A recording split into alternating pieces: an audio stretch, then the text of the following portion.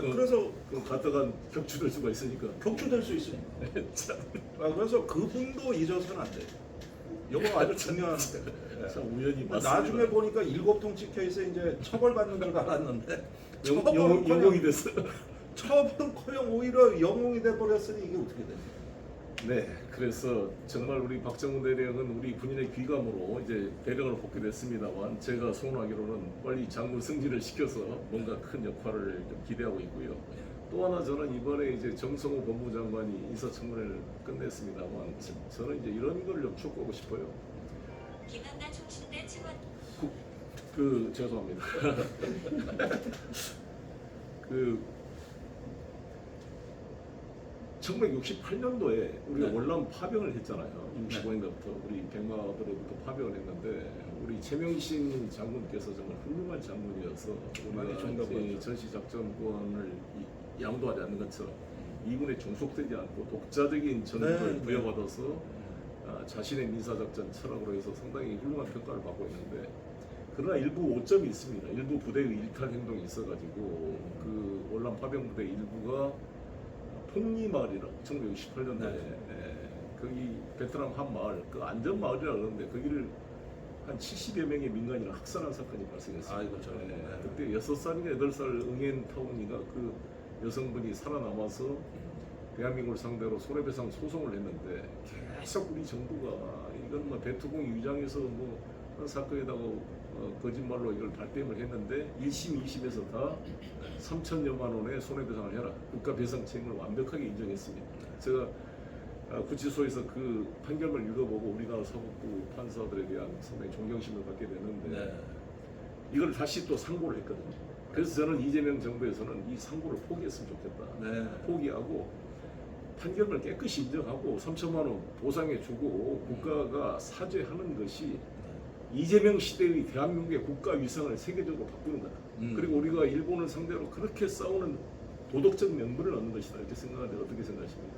네, 저는 베트남전에서 한국군에 의한 민간인 악살 법안을 최초로 제출해가지고 그 법안 발의를 했는데 아니 민주당이 안 하니까 제가 한 거예요. 그런데 민주당으로 찾아간 민원인들이 다 저한테 오게 돼 있어요. 마지막 종착지니까. 그래가지고 그 법안을 발의하고 2020년에 지역구 선거 나갔는데 안보단체가 지역구로 쳐들어가고 제가 아주 선거 기간에 무제한이 시달렸습니다. 어려운 일입니다. 예. 근데 요구는 딱 하나예요. 법안 철회. 법안 처리하지 않으면 모든 정의당 선거사무소를 다 가서 깨고 습니다. 그러니 다른 지역에서 전화가 계속 오는 거죠. 그런데 처리 안 하고 그래도 회기를 마친 게 저로서는 아주 제일 고생했습니다. 어떻게 당한 게 바로 이 사건이에요. 이 사건. 저는 송영길 TV 시청자 여러분께 일관되게 강조를 드리겠습니다만 저는 눈정 활동하면서 HID 그 복권하는데 제가 김성우 의원과 같이 공동으로 이걸 발의해서 그렇죠. 만들었습니다. 예. 그래서 그분들을 복권하고 국가 보상을 받도록 만들었고 고엽제 피해자들에 대해서 제가 월남전 참전자들을 위해서 열심히 노력을 해왔습니다. 대다수 이런 병사들은 당연히 그분들의 애국심과 공로를 인정하지만 그러나 이런 우리 이 소수의 일탈 행동, 이 잘못된 이 행위에 대해서는 명백하게 인정하는 것이 대한민국의 국격을 상승시키는 것이다 이렇게 말씀을 드리고 싶고 그런 조치가 있음으로써 이재명 정부의 도덕적 그런 명분이 확립되기를 바라는 마음 갖고요. 오늘 이제 본격적인 주제인 전시작전권 회수 문제로 들어가 보도록 하겠습니다. 전시작전권 회수 문제는 노태우 정부 때부터 추진이 됐던 거죠. 네, 노태우 대통령의 선거 공약이었어요. 12년으로 하기로 했다가 15년으로 늘렸는데 MB 때 했다가 박근혜 대통령이 아예 무제한으로 이제 연기해버린 거고 이것이 이제 이재명 정부의 공약으로 돼 있고 또 최근에 안규백 국방장관 인사청문회에서도 논란이 됐는데 우리 김종대 의원님은 어떻게 해야 될 것 같습니까?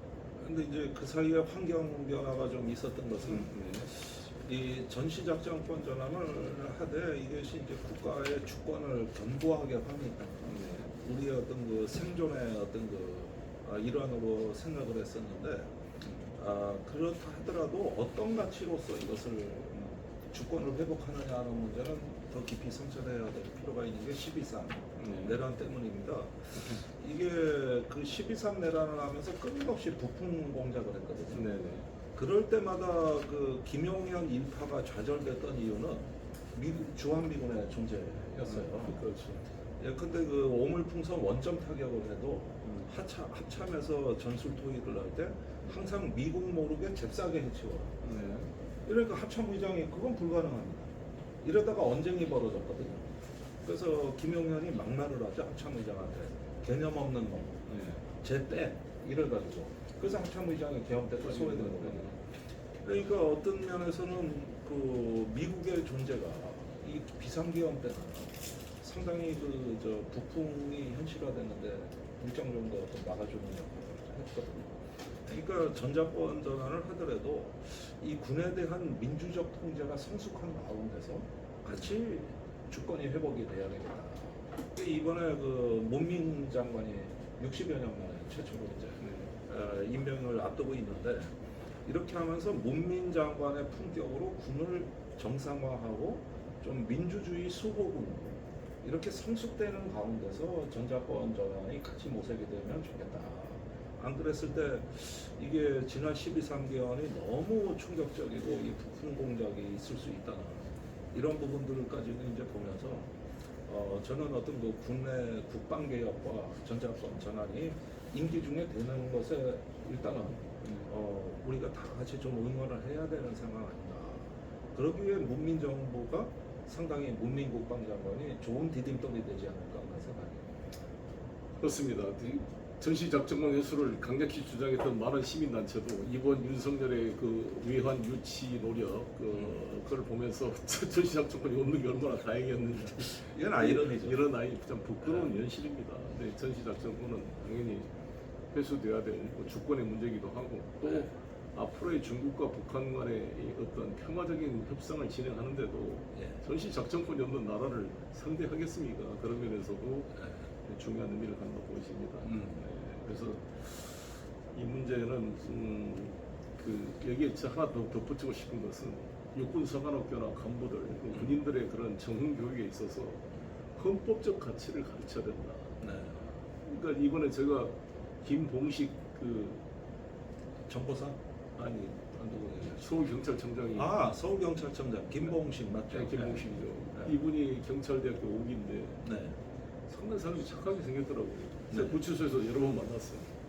거기서 거기가 조지호 청장, 조지호 청장은 이제 혈액암인가 있어서 병보소로 나갔고 김무식 청장도 6개월이 다 돼서 지금 이제 보소로 나왔습니다. 근데 이제 이야기할 기회가 있었는데 뭘 잘 모르잖아요. 뭐 잘못하면 무슨 그쪽에 술 친구로 알려져 있을 때 술 친구도 아니고 술도 못 먹더라고요. 그냥 우연히 이 대구지검의 윤석열 검사 때 알게 된 이유 하나로 무조건 벼락 출세를 시켜서 본인이 옳지도 않는데 그냥 서울청장까지 올라왔다가 갑자기 개업한다고 양가에 불려나가서 10분 앉아있는 것 때문에 지금 이렇게 이제 물벼락을 쓰게 된 건데 근데 내가 물어봤어요. 즉 이게 개업이 되겠냐 했을 때 우리 김 청장께서는 계엄을 선포하더라도 국회는 계엄의 대상이 아니라는 걸 몰랐습니까? 물어봤더니 몰랐다는 거예요.